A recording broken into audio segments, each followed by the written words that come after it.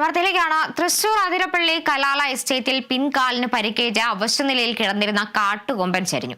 ആനയെ വനംവകുപ്പ് 2 തവണ മയക്കുവെടി വെച്ച് ചികിത്സ നൽകിയിരുന്നു. എരുമത്തടം ഭാഗത്താണ് 2 മാസങ്ങൾക്ക് മുമ്പ് കാലിൽ പരിക്കേറ്റ നിലയിൽ നാട്ടുകാർ ആനയെ കണ്ടെത്തിയത്. വനംവകുപ്പ് ഭക്ഷണത്തിൽ മരുന്ന് ചേർത്ത് നൽകിയിരുന്നെങ്കിലും ഒടുവിൽ ചരിയുകയായിരുന്നു.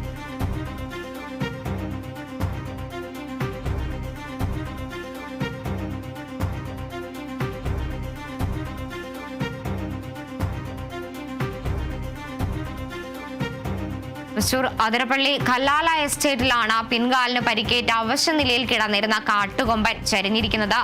ആനയെ വനംവകുപ്പ് 2 തവണ മയക്കുവെടി വെച്ച് ചികിത്സ നൽകിയിരുന്നുവെങ്കിലും ചികിത്സ ഫലം കണ്ടില്ല. എരുമത്തടം ഭാഗത്താണ് ഇത്തരത്തിൽ 2 മാസങ്ങൾക്ക് മുമ്പ് കാലിൽ പരിക്കേറ്റ നിലയിൽ നാട്ടുകാർ ആനയെ കണ്ടെത്തുന്നത്. തുടർന്ന് വനംവകുപ്പ് ഭക്ഷണത്തിൽ മരുന്ന് ചേർത്ത് നൽകിയിരുന്നെങ്കിലും ഒടുവിൽ ചരിയുകയായിരുന്നു എന്നാണ് അറിയാൻ സാധിക്കുന്നത്.